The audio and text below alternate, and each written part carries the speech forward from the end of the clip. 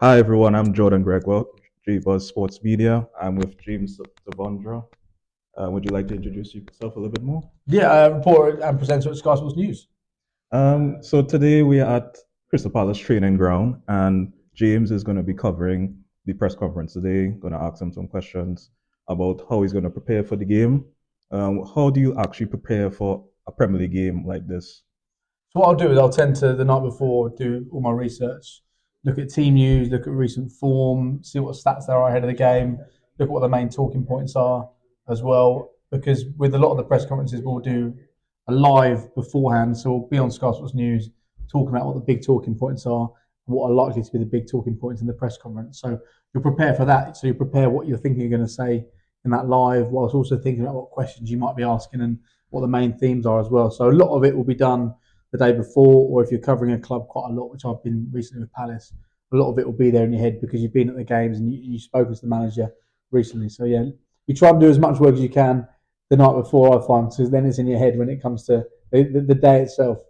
Yeah, just in terms of like your question, are you focusing more on like getting a good answer done rather than getting like a clickbait in terms of like what Glasner, Crystal Palace manager, how what kind of questions are you looking to get out of him really?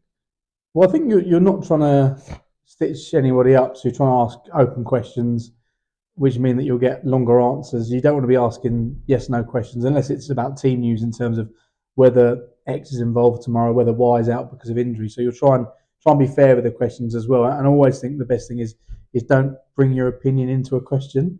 So try and back it up with stats. If you're talking about a manager who's in really bad form, rather than you give your opinion on where the club are, you can say, well, you've lost 4 of your last 6 matches.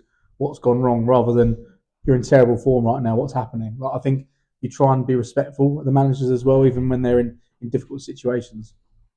Just like after the press conference today, when you go to the game, how do you like what's your ritual in terms of like preparing actually for the actual match?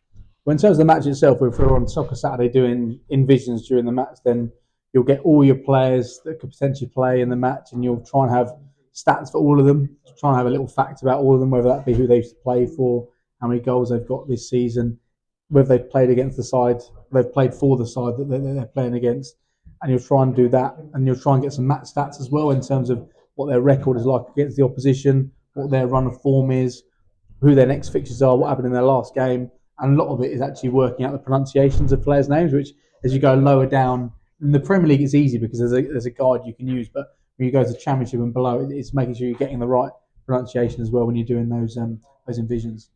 Just I know you've done a lot of press conferences in many years now. Is there a particular one that's is like a memorable one for you? I think the first time you do anything with Jose Mourinho is box office because growing up you were watching his press conferences, you were watching his first press conference at Chelsea. So when you're in the room with somebody like Jose Mourinho or Pep Guardiola, who can be quite challenging because you're never sure what you're going to get from him, you want to be in the room for those because it feels like it's a box office moment wherever Jose Mourinho's got a microphone in front of him. So his early days at Tottenham actually that was good fun for me because I was just getting into the industry for him, getting in at Tottenham, me getting the opportunity to ask him questions. That was pretty cool. As you mentioned, just lastly, like as you said, when you got into the industry, for people who are looking to get in this position like you, what are what is one of the best advice you could give to them? I think you just got to work really, really hard. Got to be prepared to sacrifice. I think I sacrificed a lot of my twenties just working and trying to be at games at weekends, trying to go out and about, take cameras out and about, take microphones out with me, so I could just build experience and keep going from there. It's difficult. It takes a long time to get where you want to be, and everybody still has ambitions. But I think the main thing, working really hard, trying to build connections as well with everybody in the industry, whether it's other journalists, whether it's clubs, press officers, things like that. I think it definitely helps. So be prepared to work very hard with not much reward at the early stage, but knowing that if you get a bit of luck and if you work really hard, then you will get rewarded eventually. Okay, thank you so much, James, for giving me a little bit of insight into what it's like to be in a press conference and how to report on these sort of situations. Thank you so much. No problem.